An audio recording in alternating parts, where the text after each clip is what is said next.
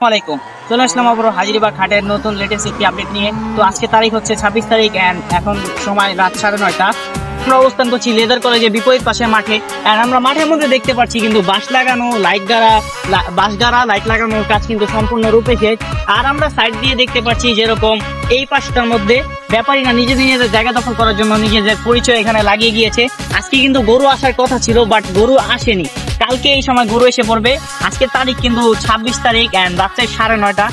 আমরা কিন্তু আপনাদের লেটেস্ট আপডেট দেওয়ার চেষ্টা করছি এন্ড নতুন লেটেস্ট আপডেট আর হাজারীবাগ হাট সম্পর্কে বিস্তারিত জানতে আমাদের ফেসবুক পেজটিকে ফলো করুন। আর যদি আপনারা আমাদের ইউটিউব থেকে দেখে থাকেন তাহলে ইউটিউবটা সাবস্ক্রাইব করুন।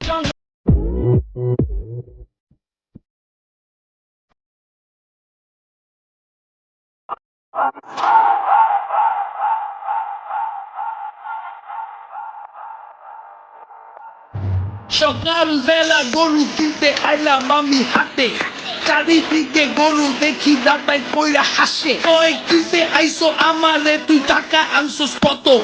টাকা আনবি আমার গায়ে গোস্ত আছে যত। পারবো না ভাই, গরু কিনতে গিয়া এখন মন ছাগল চায়। আশেপাশে দেখি হেলা দুইলা উঠো যায়। গরু ছাগলের দামের চেয়ে হাসিলটায় বেশি, গরু কিনবো আমি দেশি। পাইছি গরু একদম সরু, কষ্ট হইব না 2 কেজি।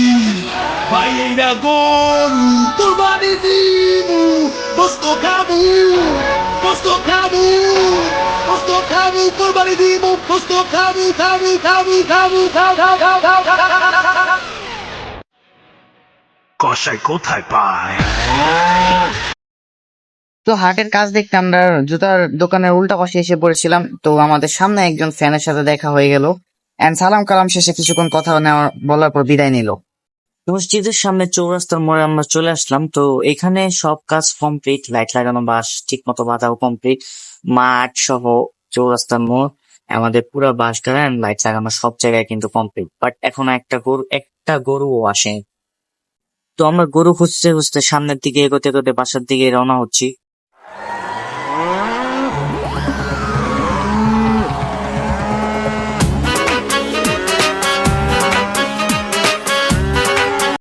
গরু খুঁজতে খুঁজতে লেদার কলেজ টু ট্যানারি এই মোড় পর্যন্ত আমরা কিন্তু একটা রাউন্ড মেরে দিলাম, তাও কিন্তু কোনো গরু দেখা পাইলাম না।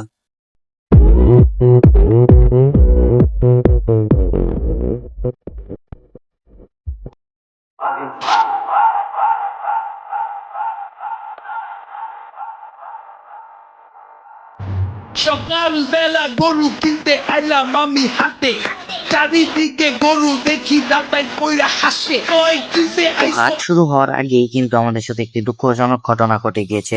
দুপুর বেলা আজকে একটি ট্রাক ভারী মালামাল বহন করার কারণে এত বড় গর্তটা রাস্তায় হয়ে যায়, একদম হাটের গেটের সামনে।